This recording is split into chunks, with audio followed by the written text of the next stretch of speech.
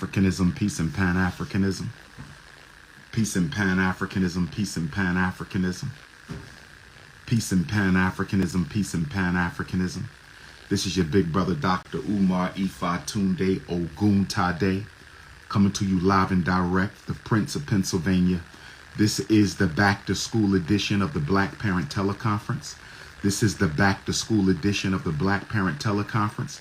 This is the back to school edition of the Black Parent Teleconference. If you have a question about your son, your daughter, your godson, your goddaughter, your grandson, your granddaughter, your little brother, your little sister, if you have a question about autism, if you have a question about speech and language, if you have a question about the reading disability, the math disability, intellectual disability, emotional disturbance, deaf children, blind children, brain injured children, traumatic brain injured children, ADHD, conduct disorder, IEP, psychological evaluation, FAPELRE, psychological reevaluations. If you have a question about education or mental health, if you have a question about education or mental health about your child, this is your opportunity to call in. Text your name and your city. Please follow directions. Text your name and your city. Please follow directions. Text your first name and your city to my cell phone, 215-989-9858, 215-989-9858, and I will call you live on Instagram so you can ask your question about your child. We are only dealing with education or mental health. If you have any other questions, this is not the time for that. This is not the time for that. This is the time for our children. Again, questions and answers about Black children, mental health and education. I don't care if you live in South America, Central America, Caribbean, London, Asia, Canada, Australia, South Pacific, wherever you live. If you have a question, now's the time. Text your name and your city, +1 215-989-9858, +1 215-989-9858. Brothers and sisters, it's the Black Parent Teleconference. Yes, Vote for What t-shirts will be coming up for sale. Vote for What t-shirts. You can get your very own Dr. Umar Vote for What. We didn't say not vote. We said vote for what. What are we voting for? Brothers and sisters, you will be able to order your own Vote for What t-shirt coming to you soon. I probably will have some in Newark, New Jersey next Sunday. I will be speaking at the Source of Knowledge bookstore in Newark, New Jersey next Sunday, September the 15th. I will be speaking at the Source of Knowledge bookstore next Sunday, September the 15th at 2 p.m. The street festival and book giveaway is from noon until 6 on Sunday, September the 15th. Source of Knowledge bookstore, Newark, New Jersey. The Prince of Pan Africanism will speak at 2 o'clock. Edward Waters, where my HBCU Edward Waters University students at? Where my HBCU Edward Waters University students at? I will be speaking in Jacksonville, Florida, Jacksonville, Florida at HBCU Edward Waters University on Thursday, September the 26th at 7 p.m. in the Milne Auditorium. That's HBCU Edward Waters University, Jacksonville, Florida, Thursday, September the 26th at 7 p.m. in the Milne Auditorium, brothers and sisters. I will be doing a live to clap back at Roland and Uncle Luke, calling Tyrese a liar when in fact they were incorrect in their assertion. So I will be doing a clap back on that, and I will be doing a live to talk about the 3 upcoming eclipses. One on Harriet Tubman's day, she escaped, one on Nat Turner's birthday, and one on Dangerfield Newby's martyrdom day.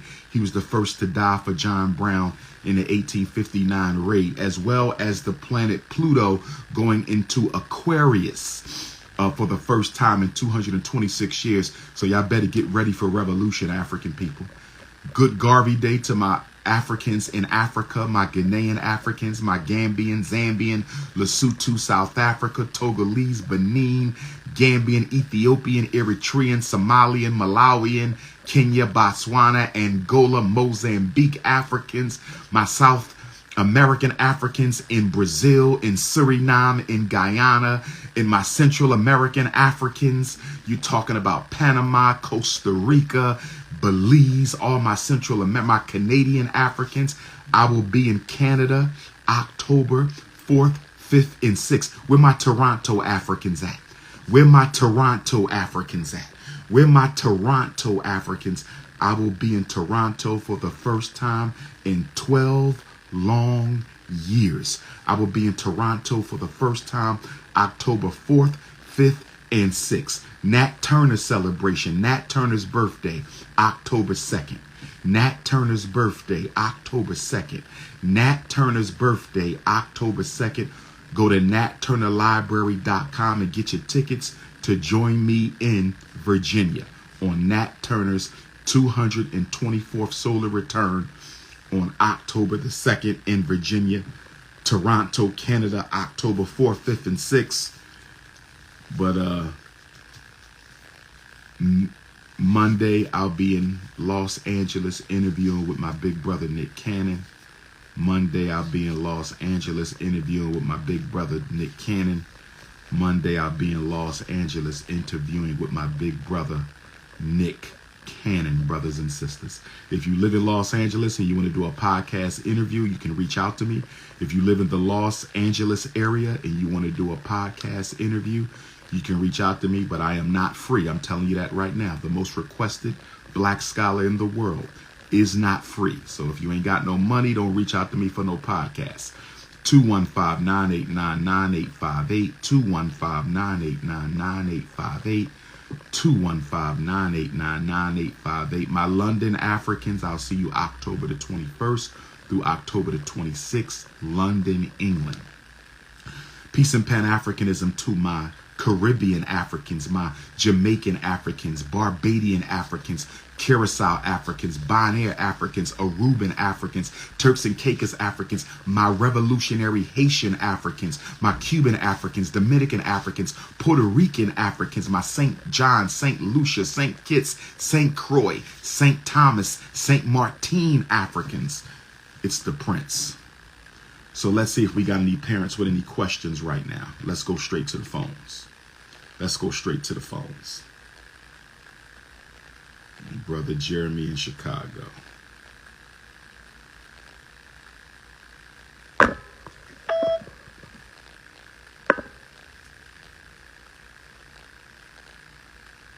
Hello? Hello? Yes, sir. Brother Jeremy, you live with Dr. Umar on my Black Parent Teleconference Instagram Live. Go right ahead with your question, good brother. I just had a couple of questions about what I could do to for speech as far as autism. I got a daughter. Okay, now you mentioned two things, my brother. You said speech and then you said autism. So you have a question about each one. Is that correct? That's correct. How old is your daughter? She just turned 5. Your daughter just turned 5. Is she in kindergarten right now or preschool? She's in preschool. She's like in a program that's strictly like for autistic kids, but I just want to make sure that I'm going in the right direction. Okay, so go ahead and state your question, my brother. What's your concern about what's going on? Okay, so as far what do I need to do as far as just getting her speech, because it took her a while to even start talking, and so I just want to make sure that, because she's in a program in Indiana, and I just want to make sure that what I'm doing or the program that we have her in is the correct one for speech. Or do you have any suggestions as far as what to do or what not to do? Because they diagnosed her kind of against my will, but I didn't know really what else to do, because I've been watching you for a while. And I know you say sometimes they diagnose kids. Okay, quick question. Let me ask you a couple questions, if I can. Number one, are you and the mother together? No. Okay, now when you say they evaluated and classified your daughter without your knowledge or against your will, that's almost impossible unless they broke. No, it wasn't against my will. It's just I was reluctant to do it, but I didn't know. I didn't know enough about it because it was new to me. Okay, so you was reluctant to do it, but you signed the paperwork. You signed permission for the evaluation. Correct, I did. Okay, well, going forward, my brother, you should never sign permission for an evaluation if you don't agree or are not sure. That's a bad habit of black parents that often gets our children in bad situations. If you're not comfortable, you do not sign. That's number one. Number two, how old was your daughter when she was initially evaluated? First, let me ask you this. Was she evaluated? Stay with me. Was she evaluated for speech first and later autism? Was she evaluated for autism first, later speech, or did they evaluate her for both at the same time? Yeah, it was both at the same time. Okay. How old was your daughter when she was initially evaluated for speech and autism? 2 years ago, or 3. She was 3 years old. Okay. Yeah. Because federal special ed begins at age 3 and it ends at age 21 or high school graduation, whichever happens first. So let me ask you this. When she was evaluated at 3 years old, was it at your request or was it at the preschool's request? Who initially wanted the eval? Who started it? It wasn't. No, it wasn't us. It wasn't us. So you're saying it was the school? Yeah. Okay. My question to you, what did they see in your daughter at 3 that raised concerns about speech and autism? What did they see? Okay. Go ahead. So they came to the house because she was born around, the beginning of the pandemic. So they came to the house. And they basically ran different tests, like talking to her and engaging with her, like throwing a ball back and forth and putting the ball in a box and see if she would bring it back, stuff like that. Right, but wait, you jumping ahead of me. Okay. That was the evaluation. I'm asking, why was there an evaluation at all? What did they see? Who saw what? What was the concerns that led to it? Okay, so that was basically speech. But what was the speech concern? That she wasn't speaking at all. Okay, so your daughter was not speaking at all? No, not at all. At the age of 3, correct? Correct. Okay, she's now 5. Does she speak now? She's got, actually, she's starting to form a lot better sentences and everything. She's not there, where I think she should be at 5, but it's been a slow process. Okay, let me share this with you, good brother. For me, when I'm evaluating for autism, if that child also presents with speech problems, I'm going to be very slow to pull the trigger on an autism classification, because a child who struggles with speech is going to struggle with communication, and autism is a communications disability. Do you understand what I just said? Yes. So then, when a child has a speech problem, for me, I normally recommend that they get at least a consistent year of speech therapy before we start looking at autism, because if you can't talk, of course you can't communicate. So while we're looking at autism in a child who has speech issues, let's address the speech to make sure what we think is autism cannot better be described purely by a speech delay. Did that make sense? Yes, it did. Okay, so now your daughter is beginning to formulate. She's still somewhat delayed, but she is talking. Here's my question to you. Do you feel at this point that she is autistic? I don't want to believe that. Okay, but let me ask you this another way. What symptoms, what signs do you see or that teachers see that will lead y'all to believe that she may be autistic? What is she doing that is autistic-y? Okay, so to me, it's, for lack of better words, her being unreasonable in a lot of things. Because I got 2 other kids that are older than her. Okay, but stay with her. Stay with her. Don't give me the other kids. Stay with the princess. Stay with the baby. Okay. I want. And go ahead. She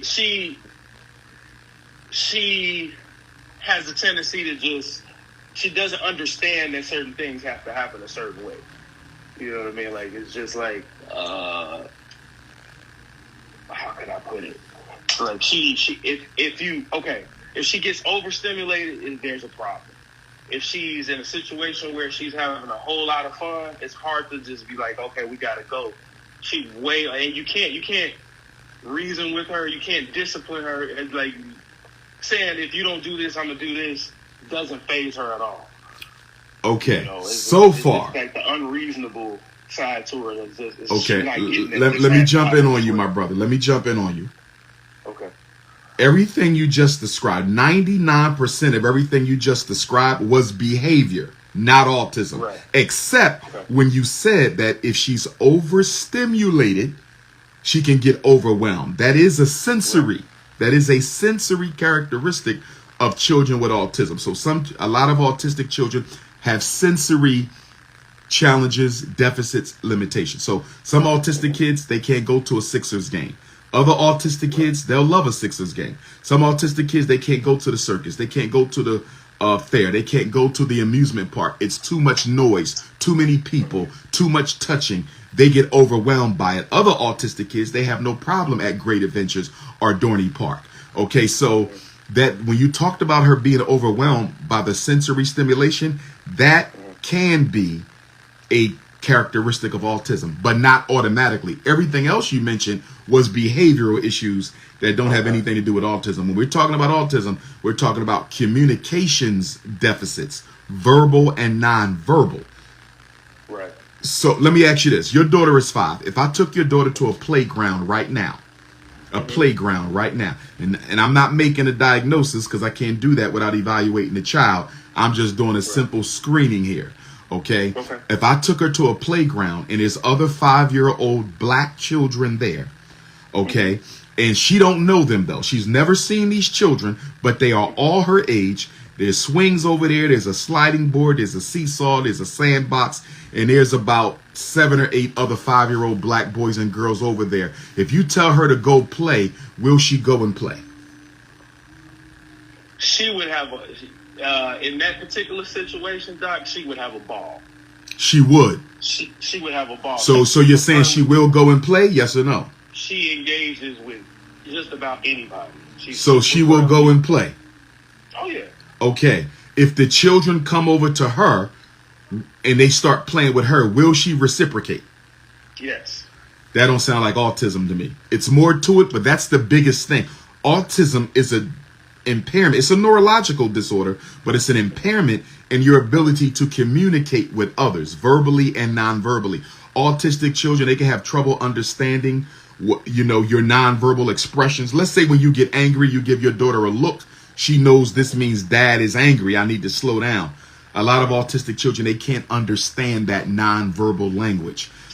Did she ever used to make weird noises younger in life, 2, 3, or even now? Yeah, so not really now, but a lot more when she was younger. But not too much now. No. Stuff she kind of grew out of. That's why I kind of got concerned. I'm like, did we move too fast on that? Okay, understood. Okay. Your daughter has not yet started kindergarten, right? No. So she has another year. She attends a preschool. Yes. And she still gets speech therapy. Yes. Is she in applied behavioral analysis for autism? Do they give her ABA therapy for autism? Yes, because she's in a specific place for that. So yeah. Okay, but she's definitely getting ABA therapy for autism, correct? You know what? Specifically, I'll have to read that paperwork because I got that paperwork. Okay, you got to know that paperwork. You got to know it without even looking at it. Okay, but on her IEP right now, her preschool IEP, early intervention IEP, she's classified as a student who has a speech and language impairment, SLI, and autism, 2 disabilities. Is that correct? Correct. Okay. Next year, when your daughter is going to kindergarten, they're supposed to reevaluate your daughter again to see if she's going to need special ed services once she gets into. Stay with me. Stay with me. Wait. Okay. Listen to me. I'm telling you this. When it's time for her to go to kindergarten, she's going to get reevaluated so they can decide if your daughter still needs speech therapy and or autistic support when she goes to kindergarten. You follow what I'm saying? Yes. At that time, if you don't feel strongly that your daughter is autistic, I would not consent to the autism eval. If she still has speech problems, you can let her get the speech therapy at that time. But I would not consent to the autism at that time because I don't think she meets it right now. You want to be clear about autism because autism doesn't have a cure.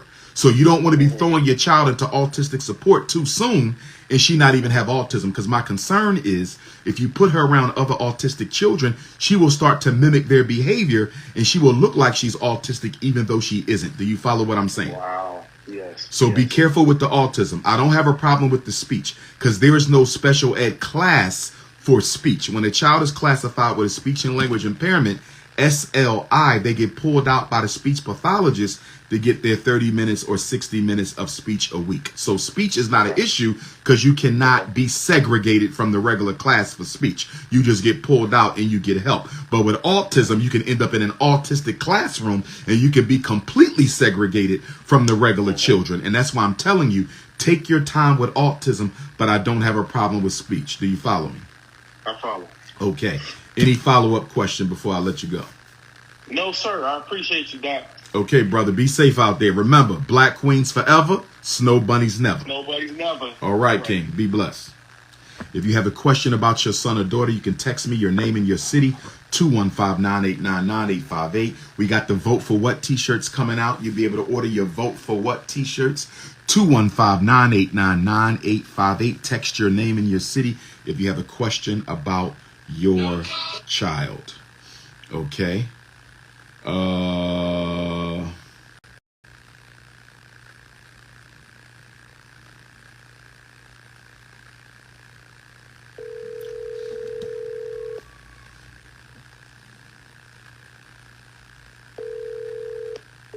Hello?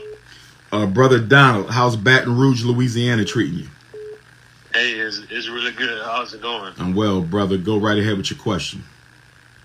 Man, I'm actually calling not for my own kids, but for my nieces. Go right ahead. They're having some issues like acting up at school and stuff, but I think it's stemming from their parents going How old is the niece? Separation. One of them is 15 and one of them is 14. Okay, so they're teenagers, so they're probably definitely going through it because of the separation of the parents. At that age, teenagers, most of the time, the function of their behavior is some sort of unaddressed family or emotional issue. Right. So remember, all mental illness originates in the family system. And so in order to help them young ladies, the parents are going to have to chill out and give them a healthy environment to live in. Otherwise, they're going to get so frustrated and depressed that they're going to run right into the arms of a boy. And now we're looking at a potential teenage pregnancy situation. I would still get them counseling because they need it so they can cope with what's going on. But if the parents don't chill out, then there may be no relief for the two princesses involved. Right, yeah, that's my thing too. So I was just really trying to get like any advice on like what kind of this like extracurricular activities or. Well, yeah, they definitely need an extracurricular activity to get out of the house, and so they don't have to sit around spending all their time thinking about their parents' issues. So yeah, extracurricular activities, absolutely. Some counseling as well for them would be good too. So yes, you want to do both. Maybe they even got an after school job. If they don't, they need to get one because that'll help them keep their mind off of that as well. But again, those parents, need to decide what they're going to do. Y'all staying together or y'all breaking up. But either way, those daughters don't need to be experiencing all of that domestic turmoil. Absolutely. So this is a classic case. Once it's already like established and like some of the damage is done, is it like irreversible or you never know? You can't speculate. Everybody's different. Let's say you and I are brothers. You and I grew up with the same mother and father. I might turn out all right and you might be on alcohol and marijuana for the rest of your life, coping with what you went through, because we're all different. We're spiritually different, even if we're siblings, and our interaction with our parents was different, even though we're siblings. And from a spiritual level, we all come into this world with a certain destiny that we have to meet. We also come into this world with certain karmic events that have to unfold in order for us to get the necessary experiences so we can give birth to our destiny. So, you know, you can have two twins. They could be identical twins, but they still have two different destinies because they're two different souls, and they have two different relationships with their parents, and they're going to have two different ways of coping with what happens. So, but I never speculate on what's going to happen. I mean, we know the potential, but we don't know the outcome. For example, in my years being a school psychologist, right, it's been about 25 years, and I evaluated a lot of so-called drug babies, right? So the parents was chemically addicted to crack or heroin, and people told me this is a crack baby. This is what they said. This crack parents was on drugs. They found them in a trash can, and guess what? Some of them so-called crack babies were the smartest children I ever evaluated, ever. Right. So Right. we don't want to be, what do you want to call that? We don't want to put ceilings on the potential of our children. We don't want to put ceilings on the potential of our children, and we don't want to predetermine their potential. That's what Caucasians like to do with our kids. They want to tell you at 5 that he can't learn. They want to tell you at 3 he's autistic forever. They want to you cannot. The spirit and mind of a child is so dynamic. Psychology, black psychology is so dynamic. You cannot predetermine what someone is going to become and what they will or will not be able to do. There's been people who've been told they will never walk again. There's been people who've been told you will never walk again, and now they're walking. So we're not going to put any conditions or predeterminants on the potential of those children. We just have to support them as best we can and see how it turns out. Right. Yeah. And as far as like disciplining them for the you know, like the actions, the acting out in school and against their parents and stuff, what do you recommend with that? Well, kind of like that will be the parents. The space. Well, with older children, discipline has to take the form of activity. So with younger kids, you can send them to their room early, bed, time out. That's not going to work with teenagers. With teenagers, you have to put them to work. You feel me? So you're going to volunteer at the homeless shelter. You're going to volunteer at the hospital. You're going to volunteer at the community organization. With older children, they're so narcissistic, if you would, developmentally narcissistic, that all they want to do is what they want to do. So you have to put them to work doing things they don't want to do. That's how you punish older children. You don't punish older children the same way you punish the younger children. But again, if those parents are going to keep them young ladies in a dysfunctional environment, even punishment may not change nothing because you're dealing with dysfunction. That dysfunction needs to be addressed before we see any real change in the children. Okay, yeah, I'm understanding better. Thank you. Okay. I appreciate No it. problem, brother. Be safe out there. Black queens forever, right. snow bunnies never. I got you. All right. Let's go to the next call.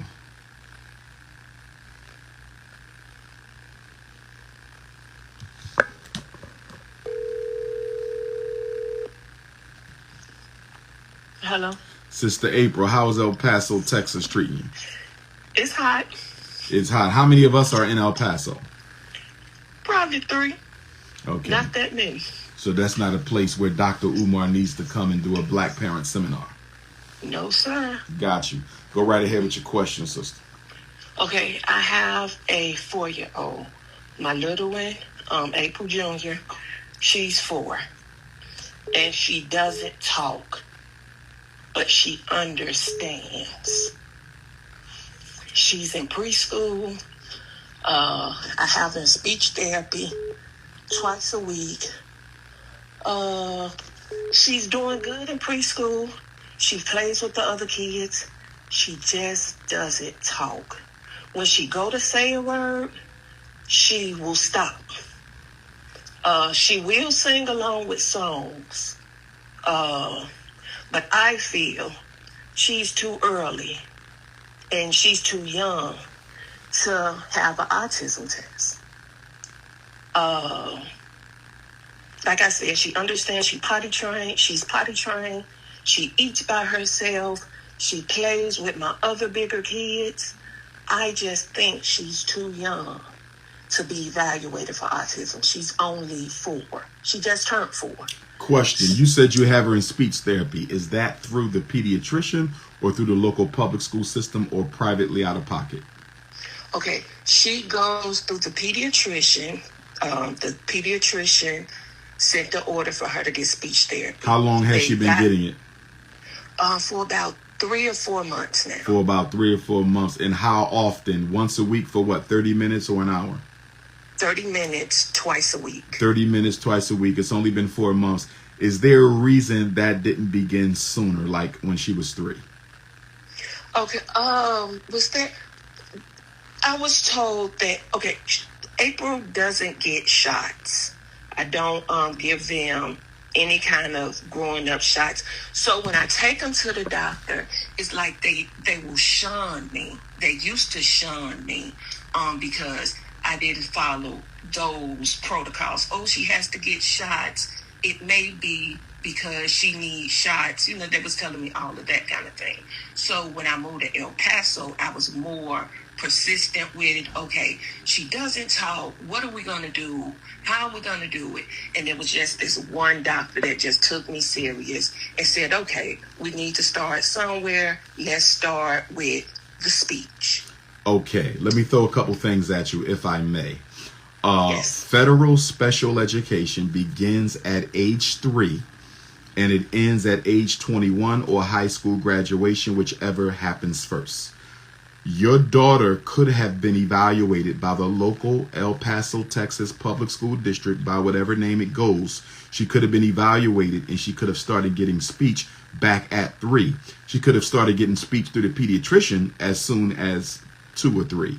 So we missed out on a year. There's nothing we can do about it. But that whole year, you know, she could have been benefited had we pulled the trigger a little sooner. Now, with that being said, you can, if you want, you can contact the local public school district and ask them to evaluate your child for potential speech and language impairment so she can get speech and language therapy from the speech and language pathologist. You can still do that, which means that your daughter could get therapy from the medical insurance through the pediatrician.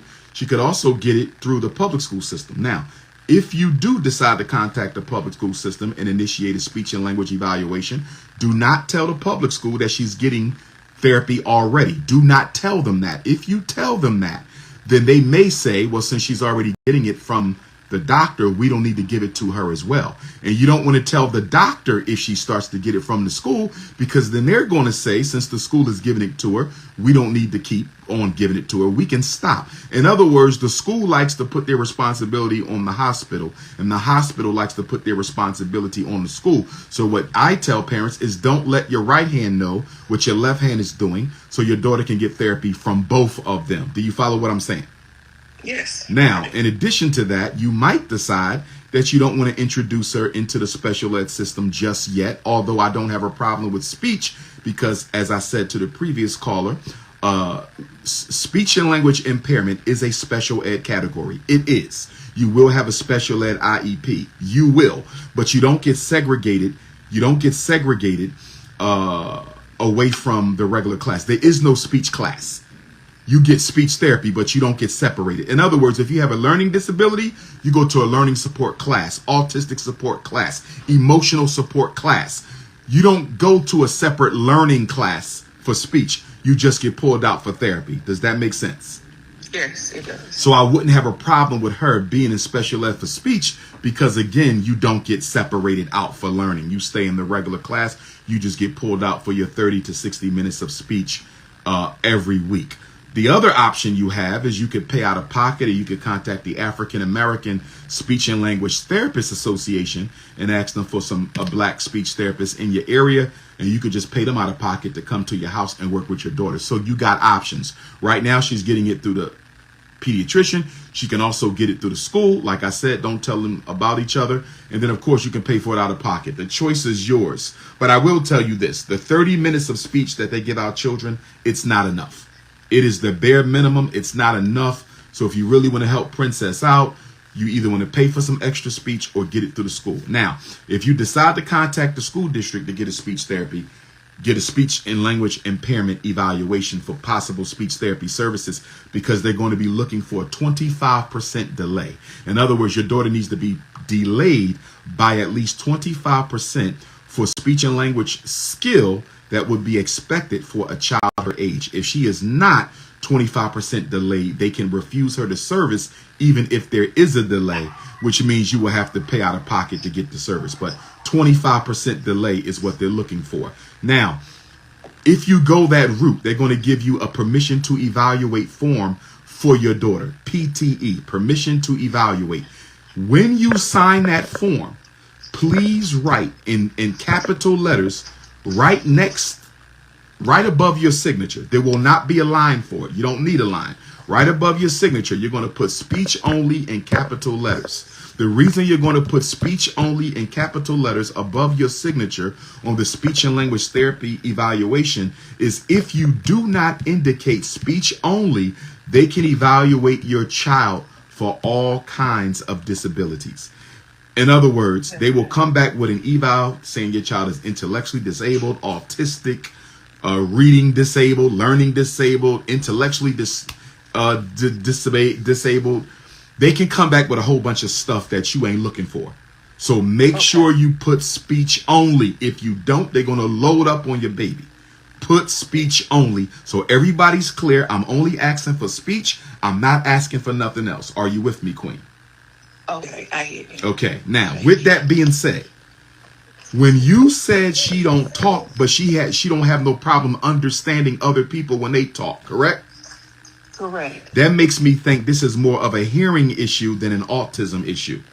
Has your daughter ever had an audiological evaluation? Not a speak, No. not a hearing test, not a hearing test for the nurse, an audiological assessment. No, she hasn't. You need to ask the pediatrician to order that, because let me tell you this, I'm not an audiologist, I'm a psychologist, but I've evaluated enough children who passed a routine hearing test from the school nurse and still failed the audiological eval. Do you follow me? Yes. Your daughter may have an audiological impairment that we are not aware of, because with autistic kids, they don't understand other people's communication and they don't communicate. So it's a two-way issue. You're saying your daughter can understand other people with no issue, and that includes nonverbal communication as well, right? Facial expressions, yes, emotions. So that don't sound like autism. That sounds like a hearing problem. So you need to get her an audiological eval. Did your daughter ever have tubes put in her ears? No. Okay, no tubes. So we need to get the hearing selected. Has she ever been in any traumatizing event? Has she ever witnessed death or car accident, been in a car accident, domestic abuse, anything like that? My mother died when she was 8 months. So other than that, no. Okay, because if a child is traumatized, that can bring on what is known as selective mutism. Your daughter could be a selective mute. And it doesn't mean that it was necessarily caused by trauma, but in my experience, trauma is one of the triggers for selective mutism. Selective mutism is a child who simply is choosing not to talk. They just don't talk. They can understand everybody, they can read, they can write, but they don't talk. It could be trauma, it could be social anxiety, it could be a million reasons. It's still a mystery. Selective mutism is a mystery. I had a kid in my Emmett Till, Hector Peterson, and Scottsboro Boys Pan African Boy Scout program that I used to run about 20 years ago. And they thought he was autistic. And I knew he wasn't autistic because he played with the other kids and everything, but he just didn't talk. And then one day we took a trip with my Boy Scouts. This was not Boy Scouts of America. This was independent Pan-African Boy Scouts. And we went to the Philadelphia Zoo, and that boy started talking at the zoo. The first time he talked in his life. He was about 7 years old. He started talking at the zoo, and he's never shut up since. Okay. So your daughter might be a selective mute. Question, has she ever been to the zoo? No. I want you to take her to the zoo. Baby. Okay. Say that again. When she was a baby, she was still in a stroller when we took her to the zoo. Oh, she was a baby. Take her to the zoo now. And I'm only telling you that because it worked with the young man I was with. I don't know what it was about the zoo, Okay, I don't know what it was about the zoo. He started talking at the Philadelphia Zoo. God is my witness, and he ain't never stopped talking. So take her to the zoo, take her to the Please Touch Museum, take her to places where she could be around other children. She might be a selective mute, but before we can go there, we have to first deal with the hearing. Make sure there's no hearing loss. Make sure there's no audiological impairment, no hearing disability. It sounds like hearing. If it ain't hearing, I'm going to go with selective mutism. But we first got to get that audiological eval. Okay. Now, it could also be a thing where her speech is... It could also be a thing where her speech is so underdeveloped that she's too ashamed to talk at all. Now, I've rarely seen that, where a child's speech is so underdeveloped that they don't even want to talk to their parents, because she don't even talk to you. Is that correct? Correct. I think, yeah, that sounds like a hearing loss or selective mutism. Let's get the audiological eval and go from there. So let me ask you this. If she's in speech therapy, does she talk to the speech therapist? No. She'll sing or try to sing along with songs. When you say try to sing along, what exactly is she doing when you say trying? If I'm looking at her while she's trying, what do you mean by trying? What is she doing? Is she making little sounds? What is she doing? She's making sounds. She's on beat with the song. It's just sounds coming out, not words. Not fully developed words. It's just sound. Okay, I got another question. Has your daughter ever had a nonverbal intelligence test? No. She might need a nonverbal intelligence test. Now, again, you can request this through the school district, but I don't want her intelligence test being done by the school district. I think you should pay for it out of pocket. I would find a private psychologist to give my daughter. That's what we give for children who are not verbal. We also give it to children who speak languages, and we don't have a translator for them when we do the evaluation. So we use nonverbal intelligence tests. I just want to make sure there's no intellectual deficits. Do you feel that there's any intellectual deficits? No. Okay. For me, as a school psychologist, I would still want to rule out the intellectual part. I would have to, because we're trying to get to the bottom of this. I agree with you. I don't think it's intellectual either, but I would still want to rule it out by getting in a nonverbal intelligence test, just to make sure the IQ is not an issue. The other thing too, and you could talk to the pediatrician about this, the audiologist and the speech therapist about this, make sure there's no organic disability or impairment with the use of her tongue. Make sure her tongue, some people are born where the tongue isn't separate from the bottom, the area underneath the tongue. There's a lot of different tongue obstructions that you could be born with. We want to make sure there's no issues with her tongue. Like I've seen children where they had to get surgery because the tongue wasn't free enough to move for them to articulate speech. Okay. So you also got to check on that tongue, the hearing, the tongue, the intelligence. And my last question, is English the only language that has been spoken in the house since she was born? Yes. Okay, so we're all black. We're all okay. So no accents, no Jamaican patois, no Creole, nothing, no Spanish, all English. All English. Okay, we got to check out that tongue. We got to get the audiological eval. Start with that audiological. But your daughter might be a selective mute. That's what I've been saying. Which means we don't know when she's going to start talking. But in my opinion, the best way to get her to talk is to put her in places where she feels compelled to talk because she's enjoying herself. Okay. You feel me? Yes. So, any more questions? No, that's it. Remember, if you get that speech from the school district, speech only right now. She's too young for anything else until we find out why she's not talking. Because if you let them test her now, and because she's not verbal, it's going to be mostly guesswork anyway. Understand this. When we evaluate children, I don't care if it's the speech therapist, the psychologist, when we evaluate children, the medium of the eval primarily is language. If a child is not verbal, most of our determination will be based on assumptions and observations. Do you follow me? Yes. So if they try to get you to evaluate your daughter for anything else, I want you to remember what Dr. Umar said.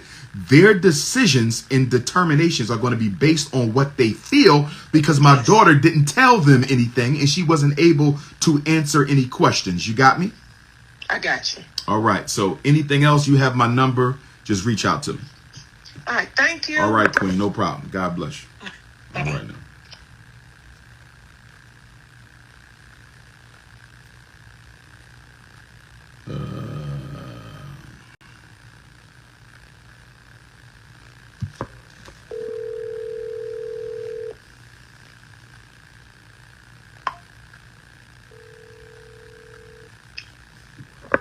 Hello.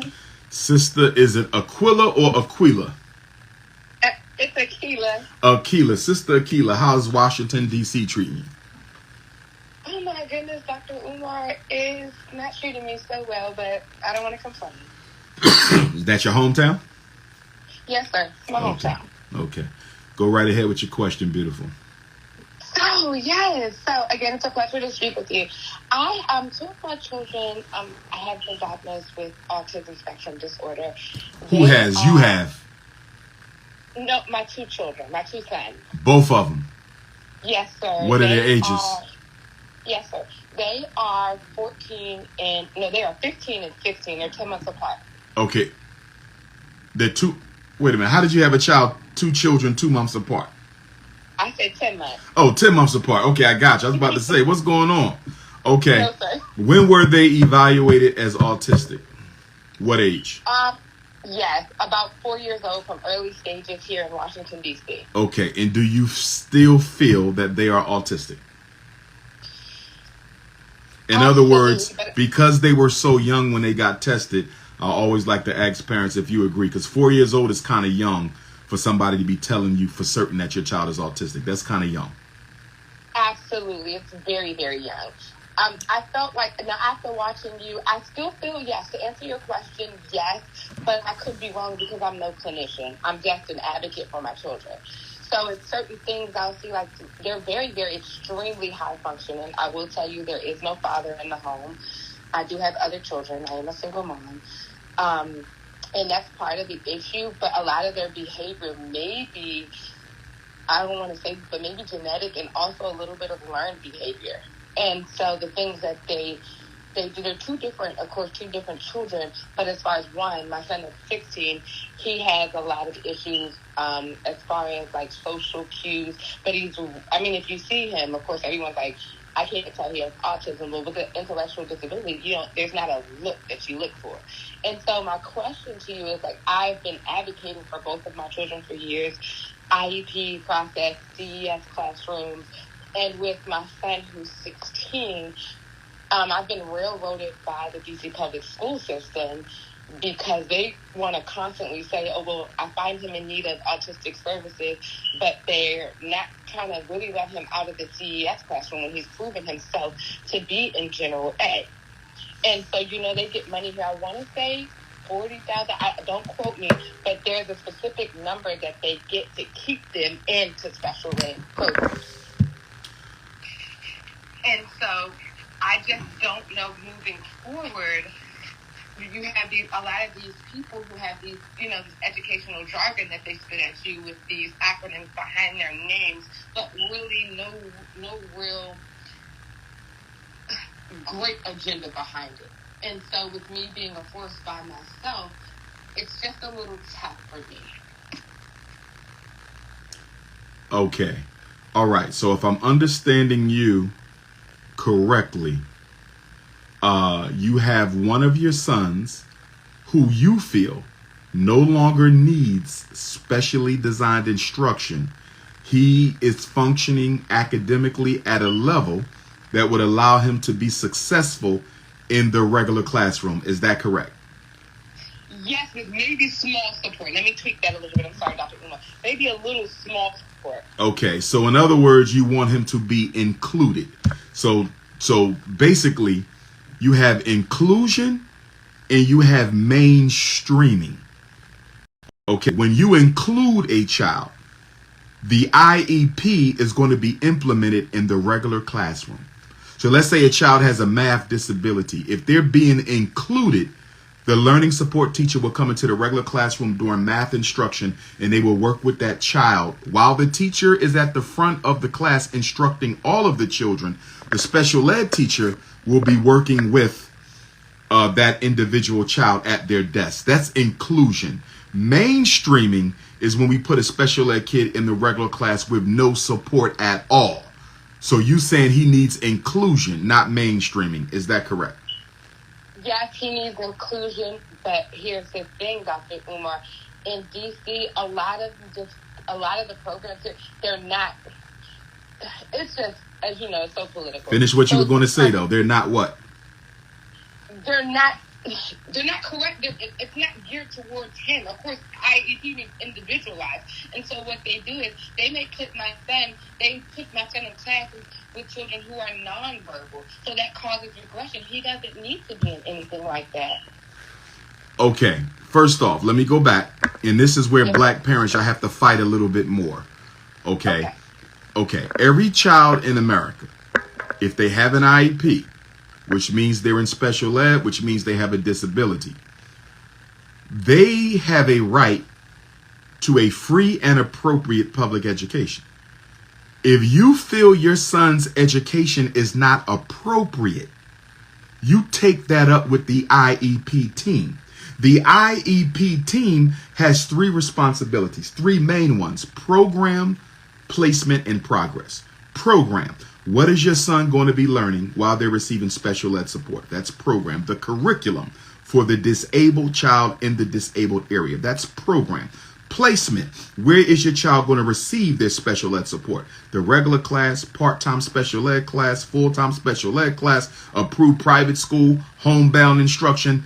That's placement. So you got program, what they're going to learn, placement, where they're going to learn it, and progress, which is making sure the special ed program, the IEP, is providing your son with relevant learning experience and making sure it's benefiting. You have to make sure he's making progress. Is this helping your son?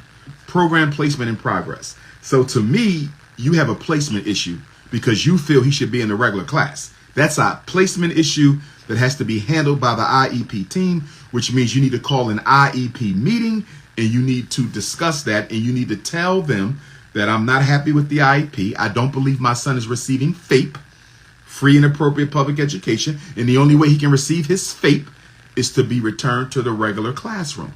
Now, the reason they don't want to return him is they probably want to make sure they keep enough people in the special ed class to, keep the teacher there, because a lot of times they'll keep a kid in special ed so the teacher can keep their job, because what happens is once that special ed class drops beneath a certain level of students, they will reassign those students to existing classrooms, get rid of that class so the school could save money, and that teacher gets reassigned to another school. So they will keep your kid in special ed for the teacher, or if they think he got behavior problems, or because they feel that if they take him out of special ed, you might, take him out of that class, because he's still in special ed if you got an IEP. But if they change the setting from special class to the regular class, they might think that you sooner or later might want to take them out of special ed altogether, and they lose the money.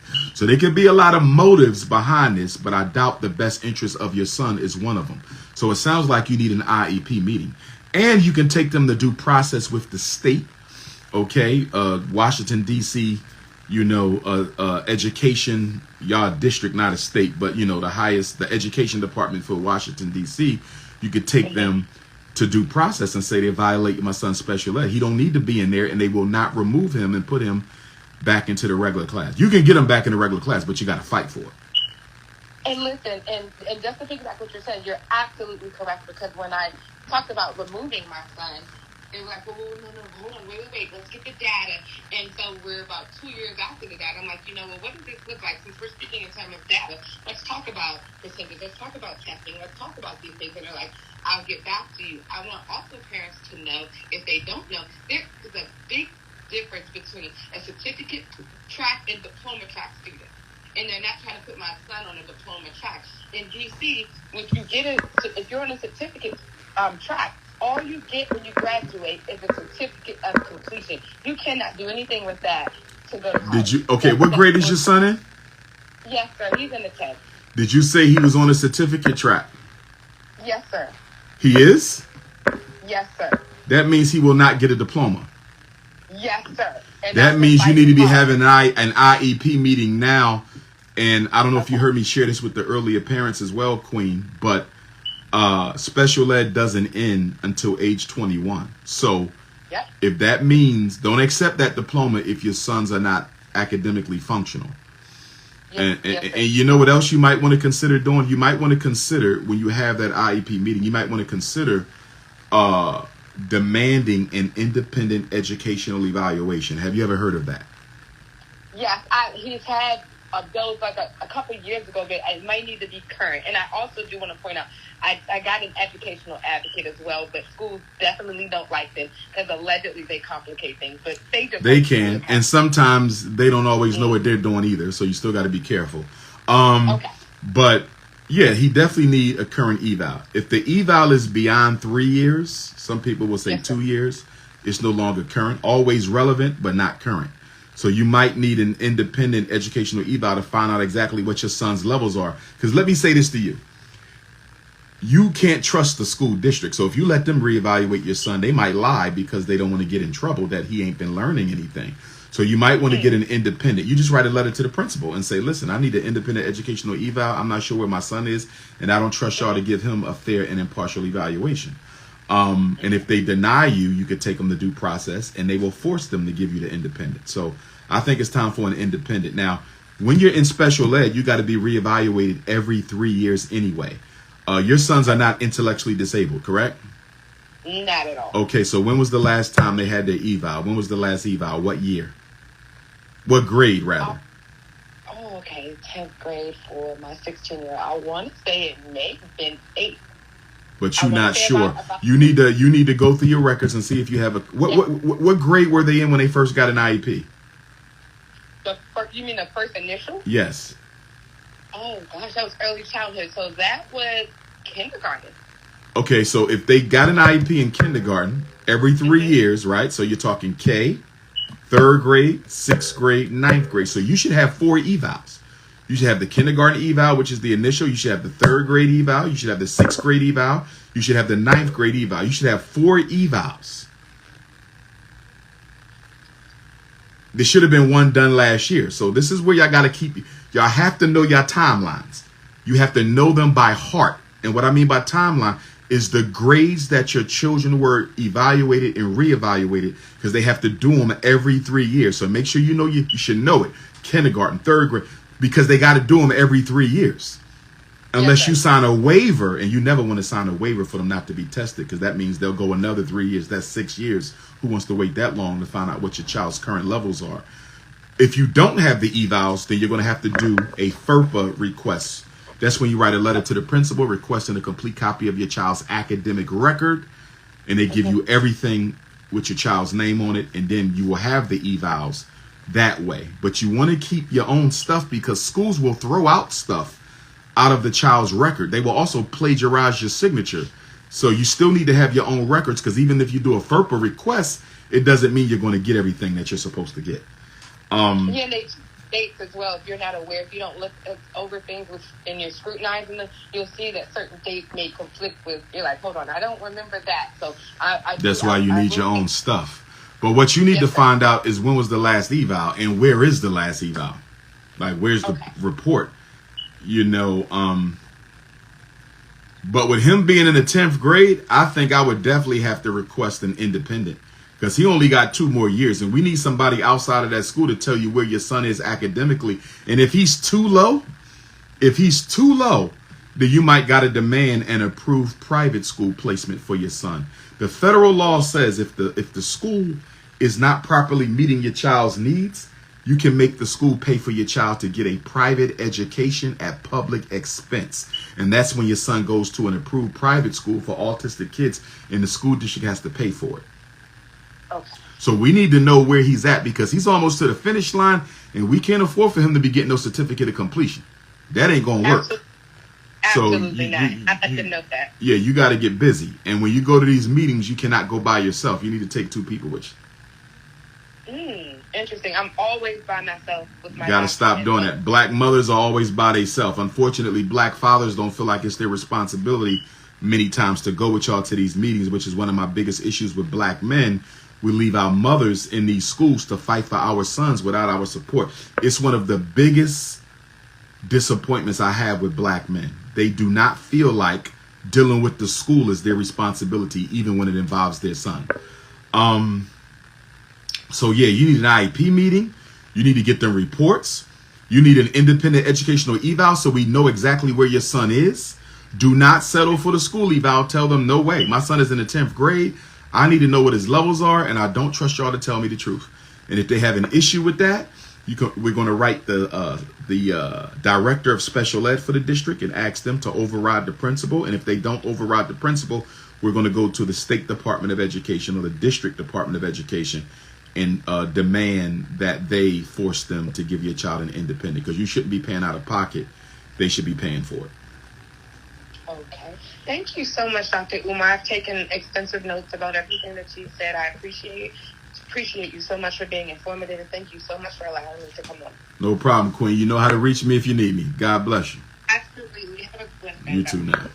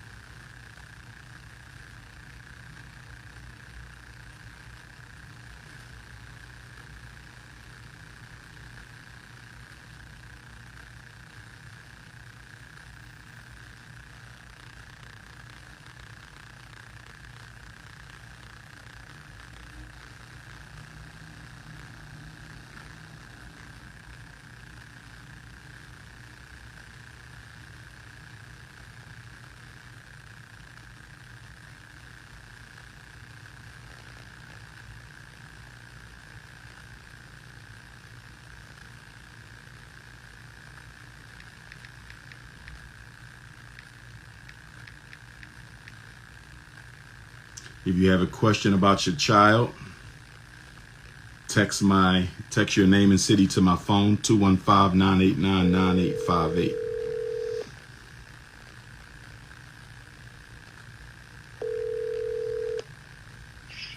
Hello? Good morning, Sister Peaches. You're here in Philadelphia with me. Is that correct? Yes, sir. All right. Go right ahead with your question, beautiful. I have a question about dyslexia. I was wondering, what test should I get my child evaluated for to see if he has that disability? How old is your child? He's 11. What grade is he just starting? 6th grade. He's 6th grade. My first question for you is why now? Why do you feel, after he's been in school for 5-6 years, including kindergarten, why do you feel he's dyslexia now? Well, he has an IEP for speech. He has an IEP, I forgot the name of it, where he writes his letters backwards. He has trouble focusing when he's reading. His letters, his numbers is backwards. So he has the IEP in place for speech, and it's another part of it I can't remember right now, but that's why, because he's in the 6th grade and he's still having trouble reading. We do flashcards. I do everything I can at home. It just seems like he's having more trouble trying to read at this level. Okay, I got a couple questions. Number one, you said he gets speech. What grade was he initially evaluated for speech service? Kindergarten. Okay. A child in special ed must be reevaluated every 3 years. If they're intellectually disabled, they must be reevaluated every 2 years. Okay. He's speech. He got initially evaluated in kindergarten. So that means there was a 3rd grade re-eval, and that means there will be a 6th grade re-eval this year. When they initially evaluated your son in kindergarten and or when they re-evaluated your son in the 3rd grade, did they only test him for speech, or did they do the full evaluation? In other words, did he get the IQ testing? Did he get the academic testing? Or was it only speech? He got the IQ and the speech. Okay, so he got all of that. Yes, okay. He do get special ed. He gets pulled out. Stay with me. Stay with me. Okay. Only give me what I asked for right now. There's reasons why I'm asking. Okay. At that time, was he classified with a specific learning disability? Was he classified for that at all? Yes. He was. Okay. Yes. Specific learning disability. There's 8 subtypes. There's 8. There's basic reading skill. There's reading fluency. There's reading comprehension. There's math calculations. There's math reasoning.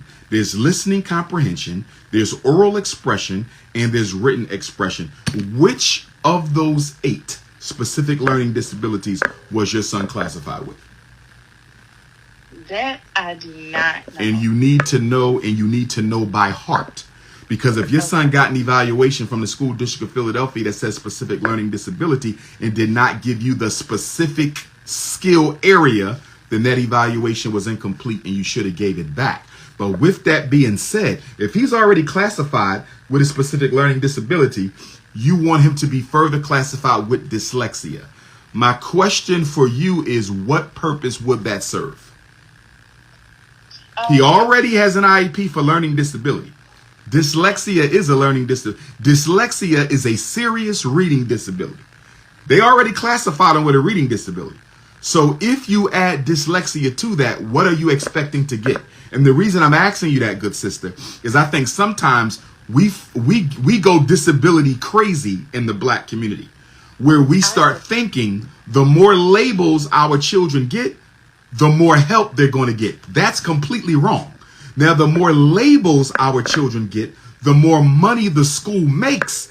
But ironically, the more labels your child gets, the less support they tend to get. Or should I say, a worse education they will get, because the worse we make them look, or the more impaired we make them look with these disabilities, the less accountable the school has to be for their education. In other words, he's already specific learning disability. We don't know what, but I'm sure reading is probably one of the areas. And you need to research that, because you don't want your son, in special ed and you don't even know what for. You feel me? You got to know why. Yeah. But the more, every disability, this is what I want you to understand, and all the parents watching. Every disability is another excuse for the school to not be accountable for your child's learning. Do you follow where I'm coming from? Yes. Special ed operates completely different in black communities than it does in white communities. If it's a white kid in a white school, the more disabilities, the more accountable they will have to be to the white kid. In the black school, it's different because we don't hold white people accountable in our community. So the more disabilities a black child has, the less accountable the school will be. And that's why I want us to slow down on piling up on these labels. They don't help our children in the long run. It's just another excuse for them not to teach our kids. Now, with that being said, and because I used to be a school psychologist in the School District of Philadelphia, the education ain't that good. How do we know what you think is dyslexia is not due to poor instruction? How do we know it's not due to your son being poorly motivated and committed to his education?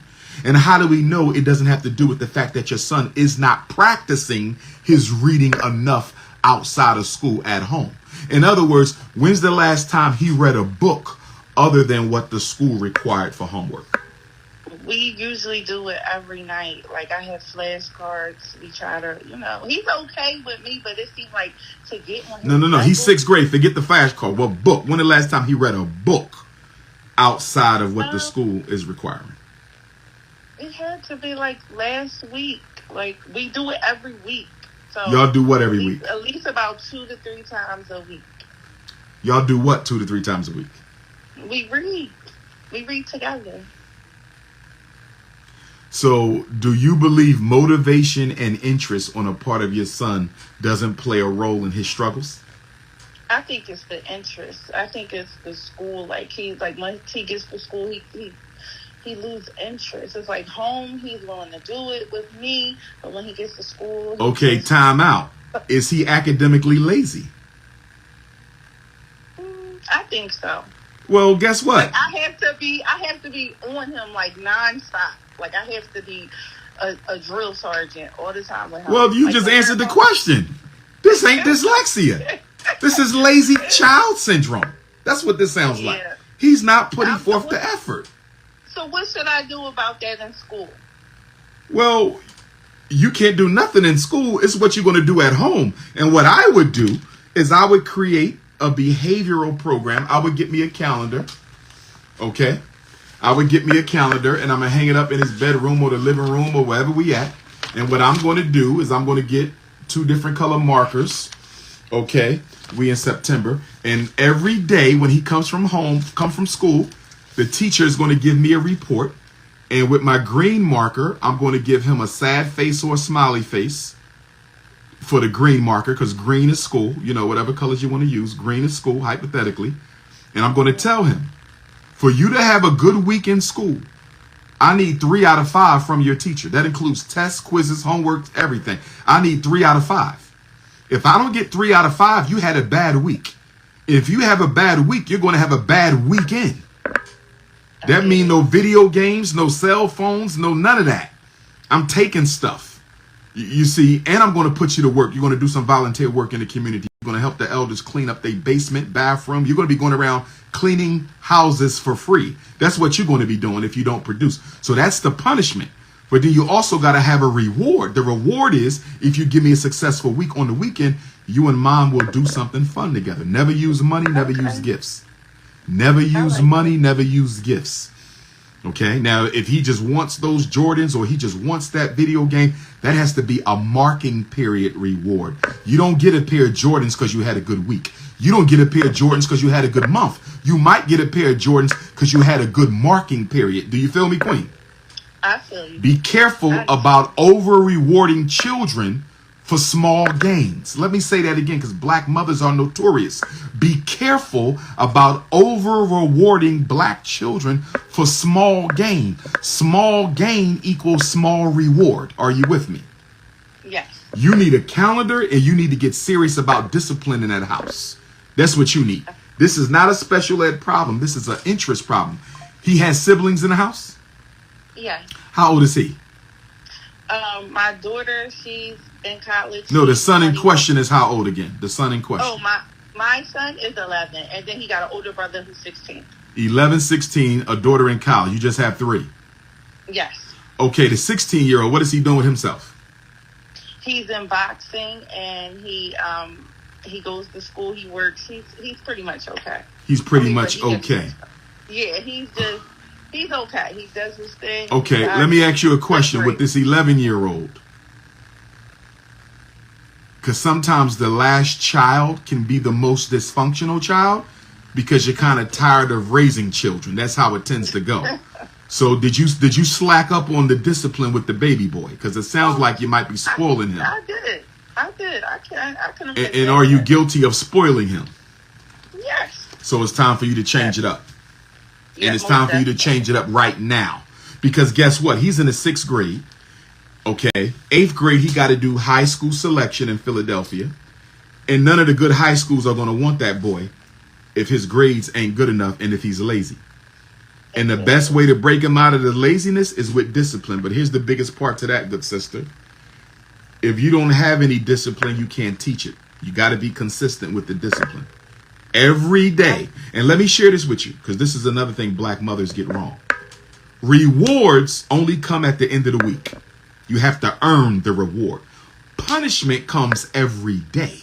So if your son come home today and the teacher like he had a horrible day or he failed his quiz, guess what? Pass me the cell phone, pass the video games, and you're going to bed right after dinner, 7 o'clock, while the sun's still up.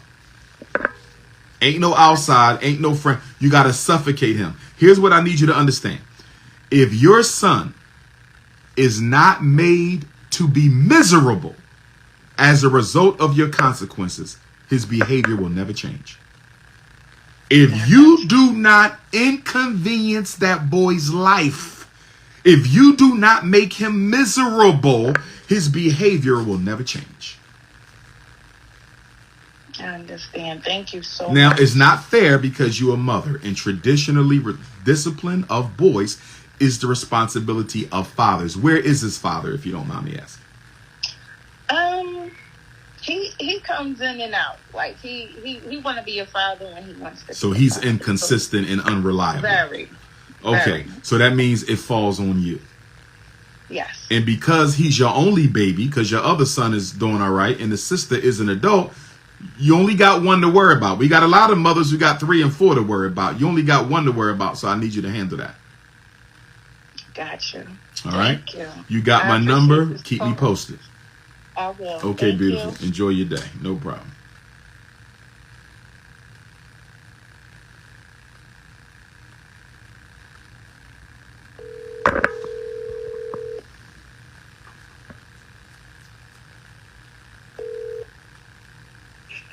Peace and Pan Africanism, my Peace and brother. Pan Africanism, Sister Chantel. How you doing there, beautiful? I'm all right. I've been better. How you doing? I'm all right. I'm gonna be reaching out to you soon as well, because I need a website, a quick one, for the under 30-year-old Black political movement that I want to start, and I need them to be able to sign up and say I pledge to this movement, so I can keep count of how many young people are joining in solidarity with the young Black vote. So I'm gonna rap to you on that. I need a pledge. Okay. You feel me? So I'm gonna rap to you so you can tell me how, because I need that up ASAP so we can start registering these young folks to be part of the political movement. Absolutely. I think that's an awesome movement that's needed. We need political consciousness, kind of like how the Panthers had it. Absolutely. And I think that's great. I'll put my little spin on it and, some of the ideas and stuff like that. But yes, whenever you're ready to rap about that, we can do that, and I'll work on it ASAP. No problem. But yeah, I was willing to barter because I was trying to call in regards to my youngest son, 𝚂𝚗. Remember, we did the consultation Yes, in the ma'am. 200s. But the strategy isn't working because I don't have the financial resources or network to get it complete. So our strategy... And where were we with that? Was that a neurological we was looking for? We was looking for a neuropsych evaluation, right. Because one, it's more thorough, and two, he, as an infant, suffered a lot of trauma when it comes to surgery with his leg, his femur. He had reconstructive surgery. He basically broke his femur when he was 2 years old.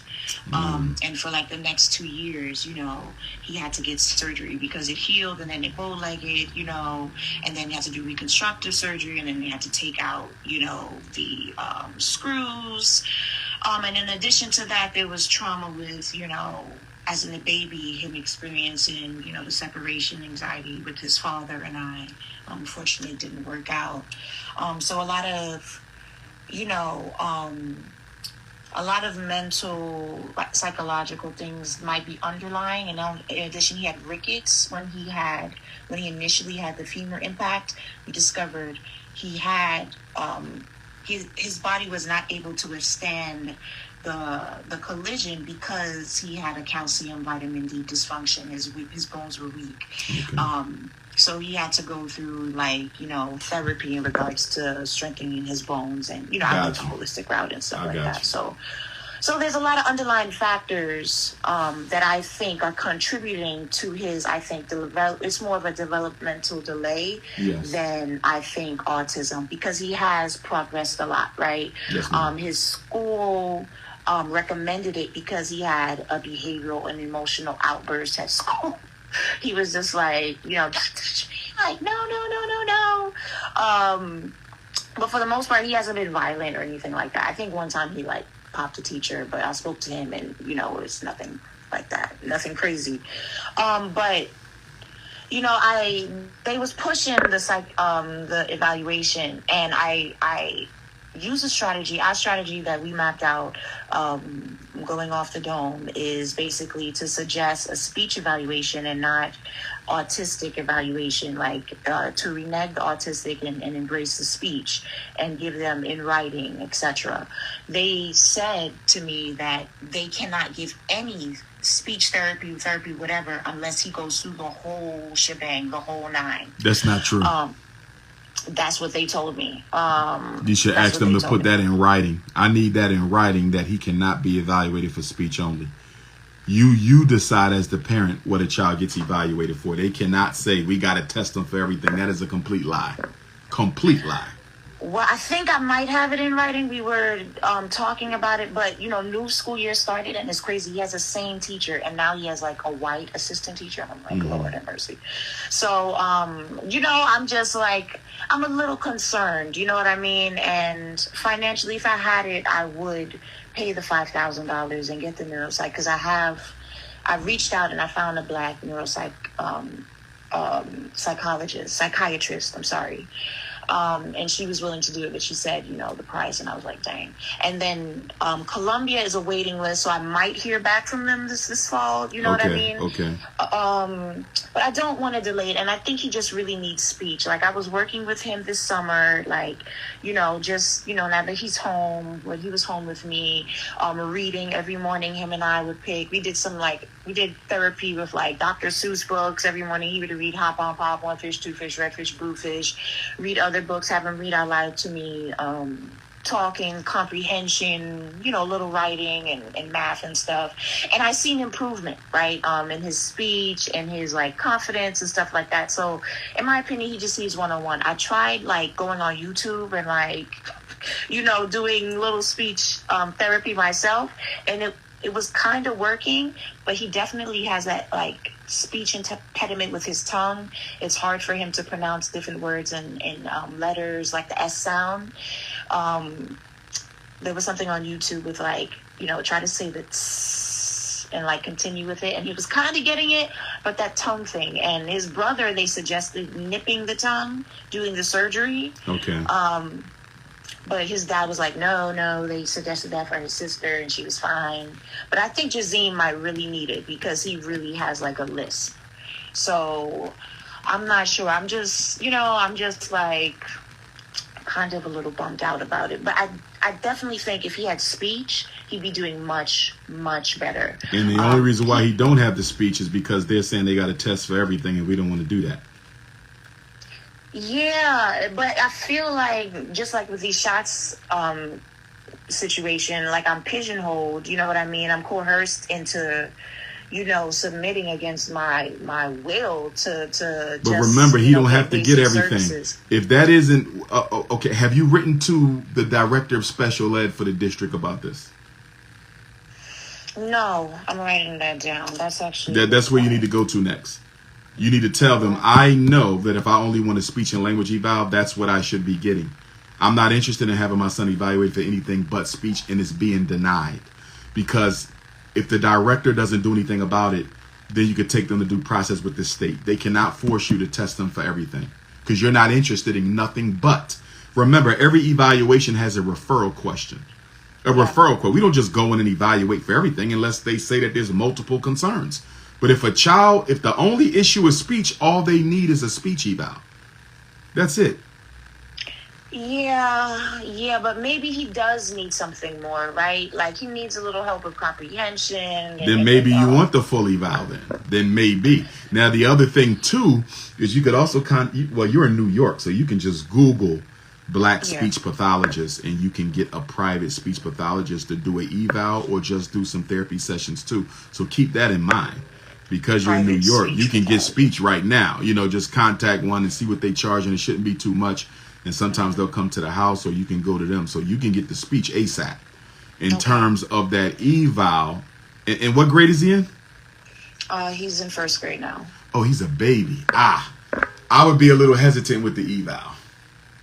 Yeah, me too. It's just like if he has... He's kind of young. Yeah, he a little too young for that. Yeah. I would wait. Yeah, I would hold off on the eval, but I would get the speech therapy, though. I would get it privately. Well, I would write the director of special ed and get the speech to the district, but I would still get... Here's the thing. The district is only going to give him about 30 to 60 minutes a week anyway. It's better than nothing. Whether he gets the district therapy or not, Chantel, I think you should still get some out-of-pocket therapy. Yeah, because it's not enough. You know, that 30 minutes is garbage. I'm just going to tell you. Yeah. You know, I've seen very few black children benefited from speech therapy. That's a shame for me to say that. I've seen very few benefited because that 30 minutes is garbage. And the reason it's 30 minutes is they don't have enough speech pathologists to go around, you know, and they assign speech pathologists the way they assign psychologists. Like, so for psychologists, the National Association of School Psychologists say there should be one school psychologist for every 1,000 children. The American Psychological Association says there should be one school psychologist for every 2,000 children. So basically, 2,000 children, let's say you got four. That's a huge caseload. You see what I'm saying? You see what I'm saying? So that's why they only get 30 minutes. You're not going to tell me 30 minutes is a preferred amount of service. First of all, it's going to take y'all 10 minutes to get focused. You know what I mean? You know what would be a great application? I don't know. The idea just came to mind. What if we use like AI to help conduct evaluations, right? Like do some like machine learning, and it has the mind of a psychologist, and like, you know, add a little pizzazz. Like, for example, you can use what is called computer vision, which is basically the computer not imitating text, but it's how should I say? It is analyzing and computing images and videos and stuff like that. So that's when, like, you're walking into a store, and you see your face on the screen, like facial recognition, object recognition, you know, your tags, all that stuff. That's like computer vision. And they even have ones where you can recognize different facial features, right? So maybe, wouldn't that be really awesome? Like, there was an AI tool that can help do evaluations, and maybe not an official one, right? But it could, you know what I mean, be a recommendation. I would like something. I would probably be interested in AI for therapy. Yeah. Like, what I thought you were going to say was AI for speech therapy. Great idea. AI for psychotherapy. Great idea. I don't know if I want to use AI for an evaluation, because there's so many nuances that go into an eval, observations, things you pick up just by watching a person, the energy. Because, for example, I have an issue with the psychological evaluation report writers that we can use. So, for example, there's programs where I could put all my IQ scores in, my testing scores, reading and math, and the computer program will write the evaluation report for me. Okay. But that computer program did not observe that kid, did not interview the parent, interview the teacher, look at the record. And so whatever determination. Just analyze the data. Yes. So I like it for therapy. I don't think I like it for the evals. Well, that's a great point. And I think, you know, the therapy thing is definitely a good route as well. I think that's a great idea. I like the therapy. I think it could be a great tool. Oh, so do I. So do I. Yeah, and I actually had this idea, and there's some grants that I was looking at. There was a grant for like AI and humanities or something like that, like for $80,000 fellowship or something. And I was talking to ChatGPT, right? I don't remember exactly what. I was talking to ChatGPT, and I was asking it, you know, oh, is AI, you know, discriminatory? No, it's non-biased. And then I was just like, well, how is that the case if people have been, especially people of African descent, have been racially profiled, you know, using AI? And then it said, well, yeah, you're actually right. And I was like, doesn't technology take on the consciousness of its creator?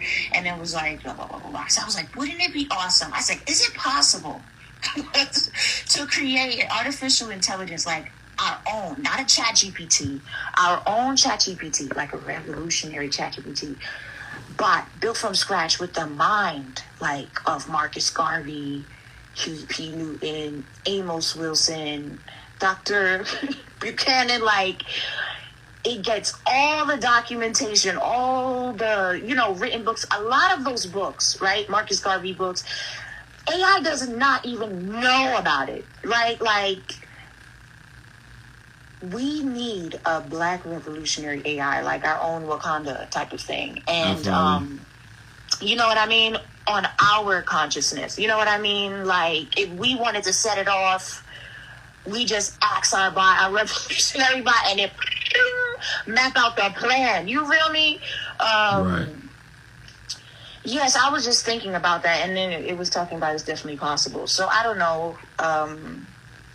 Anything is possible. There's a lot of great minds out there. And I was in, I'm going on a tangent, but I was in Jamaica, and I saw like the opportunities, and I witnessed, the Chinese, how should I say, imperialism out there with the shops, with the roads. And I'm like, why aren't the black diaspora come together, especially Jamaicans in America, in England? Why aren't they coming together? Why aren't there's like a mutual fund to come out here and fix the roads, do something with farming and distribution on the tenements of Marcus Garvey? Because you hear the Rastaman and the farmers now, I'm talking to them about it, and they all about Marcus Garvey. I'm like, why aren't we, why isn't the Black Star Line not popping? You know what I mean? He couldn't make it to Liberia because they forced him. He couldn't make it. You know what I mean? And and this immigrant from Jamaica built ships like he's the OG. You know what I mean? Right. What's stopping us? Like, we're just fragmented as a people. There's a lot of potential, genius, a lot of energy, and creativity. But we're fragmented. We're not connected. And we have to do something to change that. I don't know. I just went on a tangent, but I got you. Yeah. Sorry. No but problem. Yes, I know your time is precious, Prince. So I'm definitely going to follow up with that director of special ed in the district. Yes. I will be emailing them, and I'm going to double check if I have any written proof that they said he cannot get an evaluation, because the school year is going to start, and I know that's going to start. So I also research speech pathologists and try to get my money out to get this popping. But thank you for calling me back. No problem, Queen. And I'm gonna reach out to you real soon too, so we can jump on that website. Yes.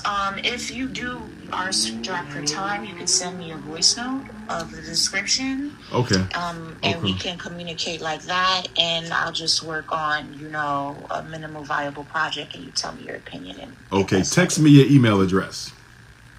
Yes, I'll text it to you. Okay, Queen. We're gonna talk soon. All right. Thank you so much. You have a problem. blessed and You too productive now. weekend. Okay.